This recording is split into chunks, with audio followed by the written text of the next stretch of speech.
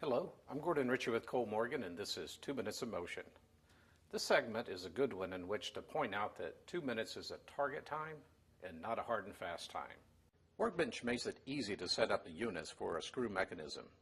It should be noted that while the screen indicates lead screw, it works equally well for both lead and ball screw. Moving through the setup screen from top to bottom, our first stop is at the gear ratio. Of course, if you have no gear ratio, this is set to none. If a gearbox or a gearhead is used, we can simply enter the number of turns the motor makes compared to the output shaft. For example, if the ratio is 5:1, we can simply enter motor 5, load 1. Or if we want to be a little more creative, motor 115, load 23, which is still 5:1.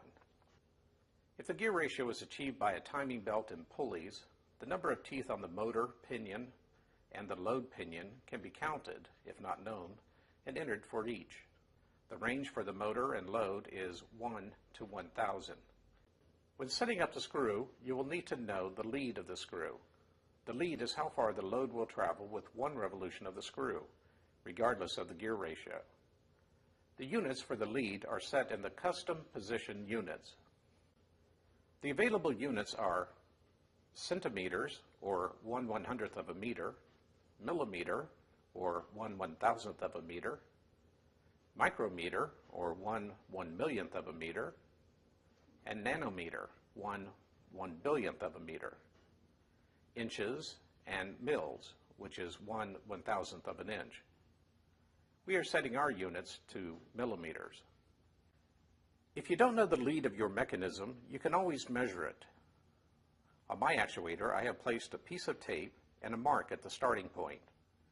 We could temporarily set our position units to degrees and command one revolution of the motor, or 360 degrees. We could then measure the distance traveled, which is the lead of the screw. If you have a gear ratio, don't forget to take that into account as part of the distance commanded. We enter this value in lead. In our example, the lead is 5 millimeters per rev. At this point, we can change our position, velocity, and acceleration to custom mechanical units. When we return to the motion task screen, we see that our position is in millimeters, velocity is in millimeters per second, and acceleration and deceleration are in millimeters per second per second. At this point, the motion tasks that are required for the application can be created and run.